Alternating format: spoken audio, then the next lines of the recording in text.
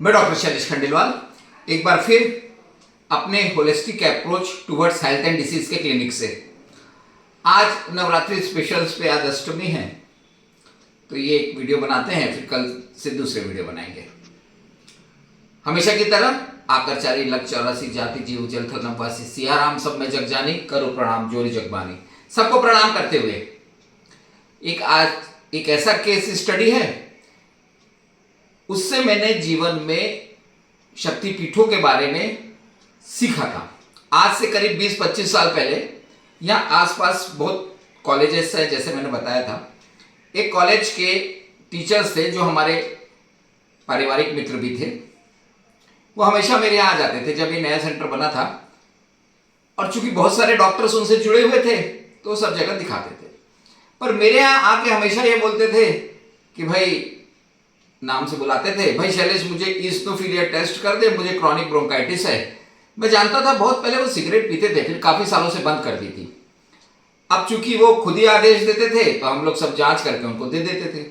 पर मैं उनसे बोलता था कि आप जिनको दिखा रहे हैं उनको अच्छे से दिखाइए और एक्सरे वगैरह भी करा लीजिए। अभी आई गई बात हो जाती थी, वो जिनको दिखाते थे जाके वो भी क्या देखते थे, जो भी सब इस प्रकार से मिसअंडरस्टैंडिंग पेशेंट के साथ होती रही। फिर वो बीच में मिले, फिर जांच कराने आ जाए। अब मैंने बहुत स्ट्रिक्टली उनको कहा कि आप पूरे टेस्ट कराइए जाके कहीं पे भी। तो उन्होंने बोला नहीं नहीं, मेरे सब डॉक्टर्स पहचान के हैं, मेरे सब स्टूडेंट्स हैं, मैं जाके करा लूंगा। फिर मैं भूल गया। फिर क्या हुआ क्या नहीं हुआ, एक दिन का समय था, शाम के समय उनका फोन आया कि भाई वो मेरे को थूक में खून निकला है। तो मैंने बोला आपका एक्सरे कहाँ है? बोले एक्सरे का तो याद नहीं। मैं बोला तुरंत जाइए एक्सरे कराइए। वो गए, उन्होंने एक्सरे कराया। अब मैं एक्सरे पकड़ के सिर पकड़ लिया, देखकर उसमें इतना छोटा सा मांस मुझे दिख गया। मैं बोला तुरंत इसको इन्वेस्टिगेट कराइए। फिर आगे इन्वेस्टिगेशंस हुए। फिर चूंकि वो काफी संपन्न घराने के थे, वो बॉम्बे चले गए, उनको लंग का कैंसर निकला था। अब दवाइयां सब चालू हो गई, परिवार संपन्न था, विदेशों से देश विदेश से भी सब लोग उनको सलाह देके उन्होंने दवाई चालू कर दी। हम भी प्रसन्न हो गए कि भैया चलो दवाई चालू हो गई, वो ठीक हो जाएंगे। उसी समय शक्तिपीठ पर मेरा अध्ययन चालू हो गया था। रामायण में ऐसा था कि उससे पहले रामायण को मेरे को सीखना था, तो क्लिनिक आता था, एक दोहा रोज पढ़ के रख देता था। तो रामायण में रोग के हिसाब से पकड़ मेरी थोड़ी थोड़ी होती जाती थी। पर आज भी रामायण, भगवत गीता, धर्म, जो भी ग्रंथ है धर्म से संबंधित 0.0001% मेरे को नॉलेज है। क्योंकि आज भी जब मैं देखता हूं तो उसमें हजारों मोती हैं, कितना भी पढ़ लो वो पकड़ में ही नहीं आते। उन ग्रंथों में इतना अमृत भरा है कि आप जितना डुबकी लगाओगे नई चीज पकड़ में आ जाती है। वो मैं इसलिए बता रहा हूं कि पढ़ना चाहिए। अब वो भाई साहब जिनको फेफड़े का कैंसर निकला था, एक दिन मेरे को फोन किए कि मैं मिलना चाहता हूँ। और चूंकि मैं बोला नहीं, मैं घर आ जाता हूँ, अपने क्लिनिक आने से पहले उनके घर चले गया। अब वो बैठे हुए थे, बेड पे थे, मैंने पूरा सुना।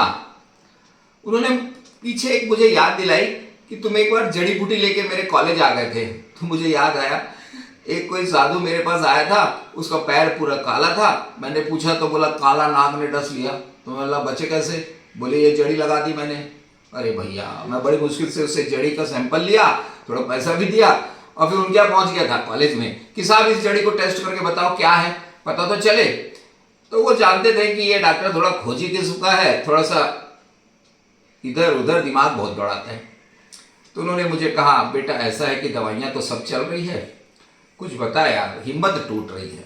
मैं बोला नहीं, हिम्मत मत तोड़िए, मेरे पास उस समय रामायण पढ़ना चालू कर दिया था। मैंने बोला ये ग्रंथ है, इसका एक दोहा रोज पढ़ लिया करो, तो शायद आपकी हिम्मत बढ़े, मेरा ऐसा मानना था।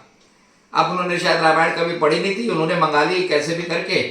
फिर 20 दिन बाद फोन किया कि मुझे बहुत अच्छा लग रहा है, मानसिक अवस्था बहुत ठीक है, दवाइयां सब चल रही है, पर प्रॉब्लम ये हो रहा है कि वो जो कैंसर था धीरे धीरे धीरे धीरे स्केलेटन सिस्टम, कंकाल में फैल रहा था, तो इनको पेन बहुत होता था।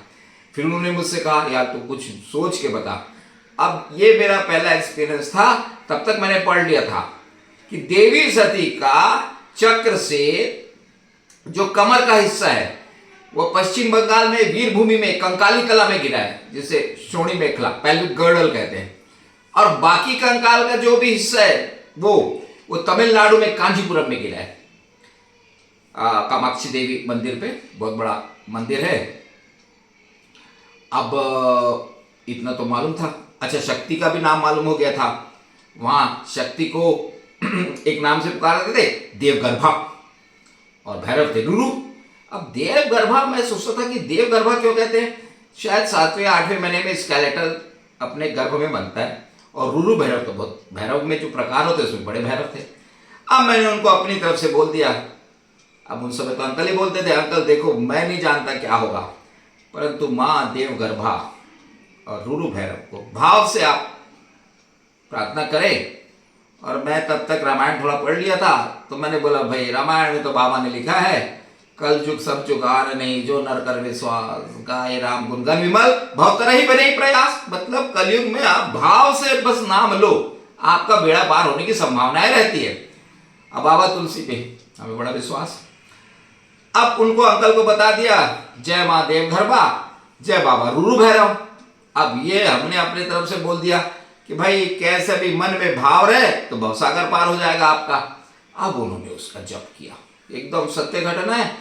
फिर 1 महीने बाद मेरे को बुलाया, बोला दवाइयाँ काम कर रही हैं। दवाइयाँ मैंने बिल्कुल बंद नहीं की जैसा तुमने कहा था, पर मेरे बोनी पेन बिल्कुल निग्लिजिबल है। That was my first experience with Sati Mata Shaktipeeth. फिर मैं बोला पता नहीं भैया क्या रहस्य। मैंने भी प्रणाम किया, जय माँ देवगर्भा, जय माँ रुरु भैरव।